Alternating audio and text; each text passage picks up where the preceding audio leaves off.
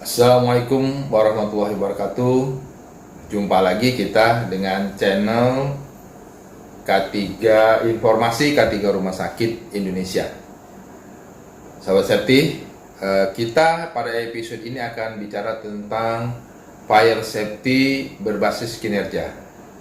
Kita akan membahas bahwa dalam membangun sistem proteksi kebakaran di rumah sakit itu sebaiknya itu berbasis kinerja di rumah sakit masing-masing, ya, sehingga tujuannya mampu laksana baik dari sisi anggaran maupun penggunaan sistem proteksi kebakaran di rumah sakit. Nah, ini yang perlu menjadi perhatian kita. Yang pertama, bahwa engineering dalam fire protection itu merupakan kegiatan yang cukup menantang. Ini menjadi pertimbangan yang perlu kita perhatikan sebagai orang-orang safety, nanti bekerja juga sama dengan engineer. Jadi yang pertama yaitu mengenai perancangan mempertimbangkan berbagai parameter.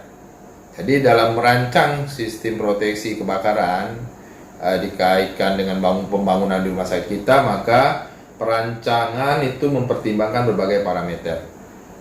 Mulai dari kondisi penghuni, kemudian yang dapat diidentifikasi sampai ke pemilihan bahan. Ini yang pertama, ya, tantangan yang perlu menjadi pertimbangan. Kemudian bagi bangunan yang jelas ukuran, bentuk, dan penggunaan, ini perlu menjadi perhatian kita, itu standar ketentuan perspektif. Ini terkait regulasi, biasanya regulasi yang perspektif. Kemudian dapat memberikan panduan yang memadai. Yang berikutnya yaitu bagi bangunan yang lebih kompleks, ya, atau terdapat proses yang kompleks atau mengandung potensi kerugian. Nah, ini biasanya di rumah sakit kita, ya, terutama ini standar atau ketentuan perspektif itu tidak selalu memenuhi kebutuhan harapan pemilik, ya. Dan perancang atau pengawas bangunan, ya, contoh yang perlu menjadi perhatian yaitu bangunan biasanya bervolume besar seperti mall, stadion, ya. Kemudian bangunan dengan proses yang berbeda, nah, seperti di kita di rumah sakit berbeda-beda prosesnya. Kemudian bangunan berpotensi kerugian besar, pembangkit tenaga listrik atau sarana telekomunikasi. Nah, ini yang perlu menjadi perhatian kita terhadap engineering, ya, dalam sistem fire protection. Yang berikutnya yaitu kriteria perancangan jalan keluar itu berbasis hunian. Ini dapat tidak tepat jika diaplikasikan pada ruangan dengan konfigurasi jarak tempuh yang berganti-ganti. Nah, ini menurut pertimbangan. Yang berikutnya yaitu proses-proses yang rentan bagi keselamatan jiwa seringkali tidak dimuat dalam peraturan. Nah, jadi pertimbangan, ya, teman-teman, terhadap fire safety berbasis kinerja. Berikutnya kita akan lihat bagaimana konsep fire safety performance, ya, yang berbasis kinerja tadi, ya, adalah itu merupakan alternatif, ya, alternatif kegiatan merancang fire protection pada suatu tingkat kinerja yang kita sepakati. Desainnya itu bisa didasarkan pada kesepakatan mengenai tujuan fire safety, kemudian kerugian objektif dan desain objektif. Nah, di sini bisa kita lihat, ya, kita harus menyesuaikan dengan posisi rumah sakit kita, kelas rumah sakit kita, lokasi di daerah atau kabupaten atau provinsi. Jadi desainnya yang pertama tadi kita harus benar-benar terarah, ya, berbasis kinerja. Jadi tidak semua peraturan perspektif atau regulasi kita bisa gunakan di kelas A, bisa digunakan di kelas B atau kelas C. Ini nanti terkait dengan anggaran yang besar, ya, sehingga tidak terpikirkan lagi kalau udah besar tentang proteksi kebakaran ini. Kemudian evaluasi deterministik dan probabilistik atas asal mula api, ya, kebakaran, kemudian pertumbuhan dan penyebarannya. Nah, ini bisa menjadi desain dasar pada saat kita melakukan desain.